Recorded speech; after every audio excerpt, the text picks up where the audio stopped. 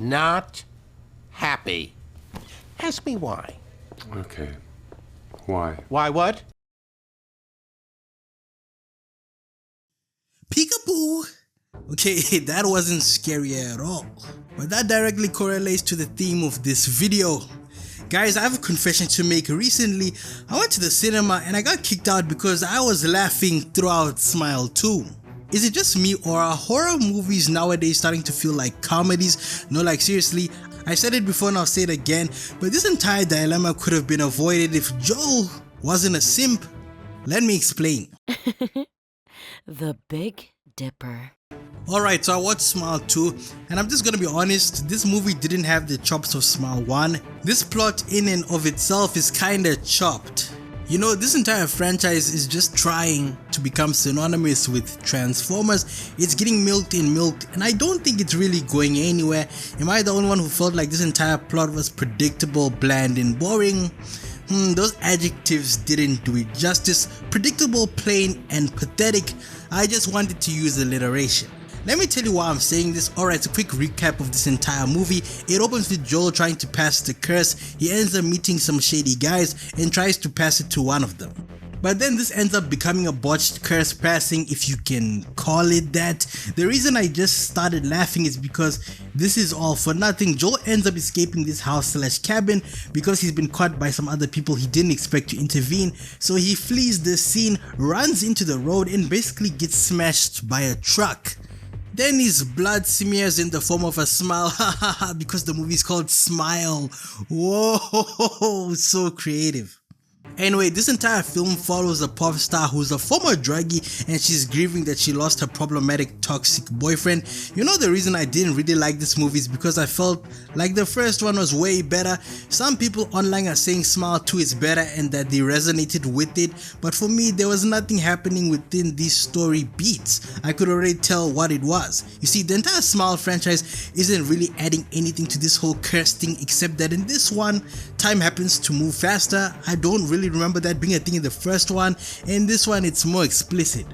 That wasn't a thing in the first Smile. The only cool thing that I liked about Smile 2 was the fact that we saw a relative of one of the first people to ever get this curse, so that is a nice reference to the first movie.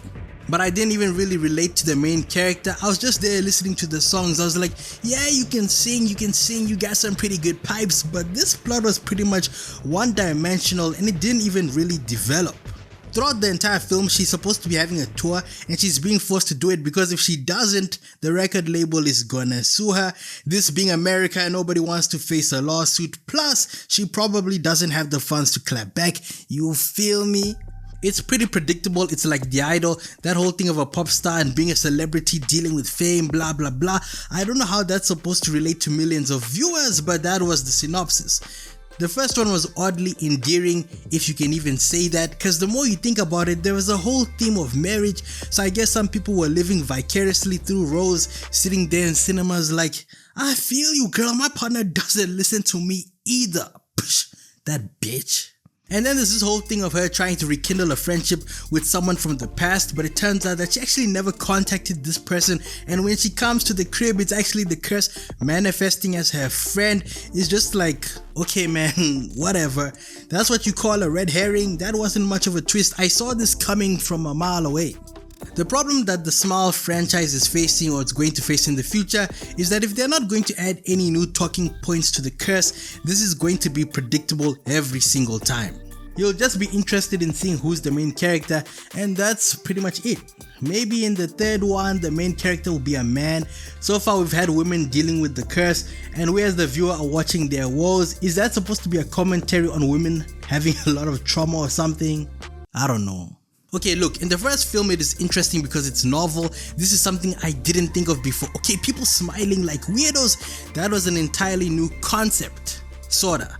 People having grief and trauma, so they're easy to manipulate, blah blah blah. You see the main character in the first one, her fiance doesn't take her seriously and he thinks that she's having a mental breakdown because her family has a history of mental illness. Then they basically parallel that in this film. This person has drug problems, so she can't really open up to anyone because they'll think, oh, she's on that Snow White again. It's basically that every person who gets this curse has some long lineage of problems, so it's like, okay, we're just watching to see the gore and the jump scares that aren't even scary. Just add some lore, like make it cooler. If they're smart, the third film should be an origin story. Do a prequel of the genesis of this curse, like really delve into it. Give me the meat and potatoes, don't be shy, let's really get into it.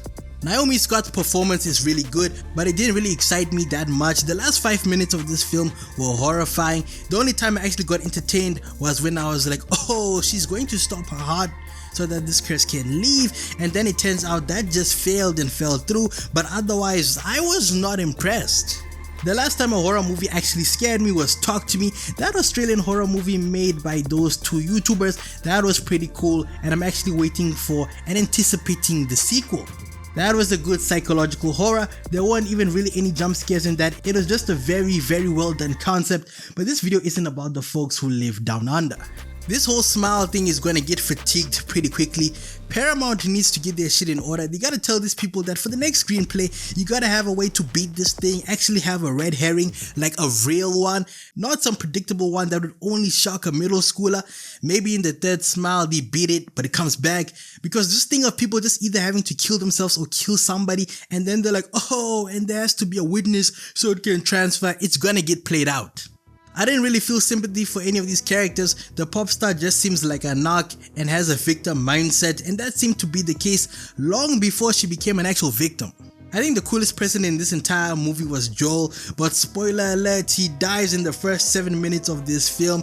The drug dealer was cool too, but it was a little bit too manic, or maybe that's just me being biased because I like Lucas. So let's talk about this whole Smile showdown. It's pretty clear the original movie absolutely smoked the sequel at the box office. The first Smile was this total Cinderella story. It cost peanuts to make, just 17 million, and then it went out and became a viral nightmare fuel sensation, raking in a mind-blowing $217 million worldwide. That's like making back its budget over 12 times, which is just an insanely high profit margin. Now Smile 2 rolled up with a way bigger budget, probably around twice the cost, and while it's definitely a hit, nobody's crying over $130 million and counting. It just couldn't match the sheer shocking power of the first one. The sequel's making money, sure, but it's more of a solid win compared to the first film's legendary culture-shocking domination. The novelty wore off, the budget ballooned, and honestly, it's just hard to recapture that creepy magic the second time around when everybody already knows the twist. So yeah, the original definitely wins the creepy Smile contest, and to the lady who kicked me out of the cinema, I hope your future boyfriend cheats on you with your worst enemy, plus that butter wasn't buttering on my popcorn either. Matter of fact, I think I need a refund. Okay, bye. Hey, if you enjoyed this video, consider watching one of the two on your screen right now. And don't forget, villains tell the best stories.